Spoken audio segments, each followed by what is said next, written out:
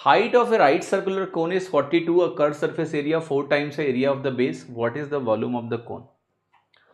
तो देखो सवाल को कैसे समझना है। सबसे पहले तो सवाल कुछ ऐसे दिया है कि ये जो वैल्यू हमारी है ये और ये वैल्यू हमें दी है 42 दिया हुआ है, और एक चीज़ मुझे दी है कि जो कर्व्ड सरफेस एरिया है इसका कर्व्ड सरफेस एरिया होता है पाई आर एल, ये 4 टाइम्स है पाई आर स्क्वायर के बेस का एरिया। तो एक पाई से एक पाई कट जाएगा और एक आर से एक आर कटेगा, आपकी एल की वैल्यू 4r के बराबर होगी। तो मैं इसको बोलूंगा 4r, ये वैल्यू हमारी हो गई r। तो आप ध्यान से देखो, अगर आप पाइथागोरस थ्योरम लगाओगे तो 4 चौके 16 माइनस 1 √15 r की वैल्यू 42 आ जाएगी। तो आपकी r की वैल्यू आ गई 42 बटे √15। वॉल्यूम निकालना है, वॉल्यूम होगा 1/3 into pi into R square, जो कि बनेगा 42 इंटू 42 15 इंटू एच भी 42 है। तो एक तरह से आप खेल रहे हो यहाँ पर 14 के क्यूब से, ठीक है।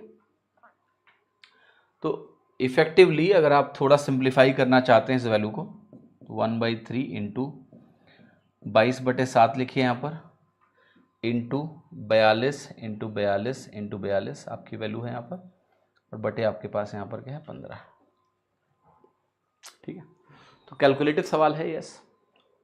अब क्या कर सकते हो यहाँ पर, एक काम आप ये कर सकते हो कि 7 त्रिक 21 से काटो, 21 दूना 42 बनेगा, ठीक है। तो ये वैल्यू आपकी हो गई। अब ये जो 22 है, 22 दूना 44 लिखो आप, तो ये हो गया 44 इंटू 42 इंटू 42 बटे 15।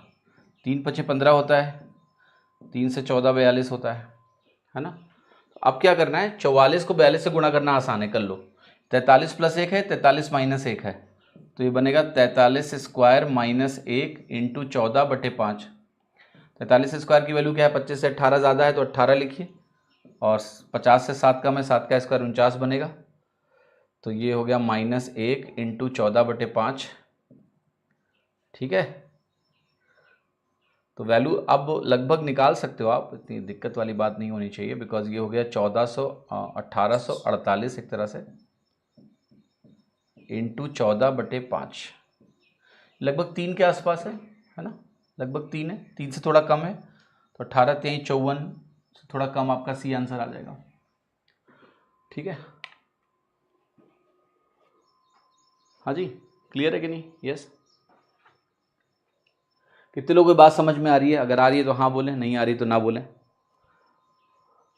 कितने लोगों को समझ में आ रही है चीज़, ठीक है। फिर हम आते हैं किसी और चीज़ पे बात कर लेते हैं जो आपकी थोड़ी पसंदीदा चीज़ है, ठीक है।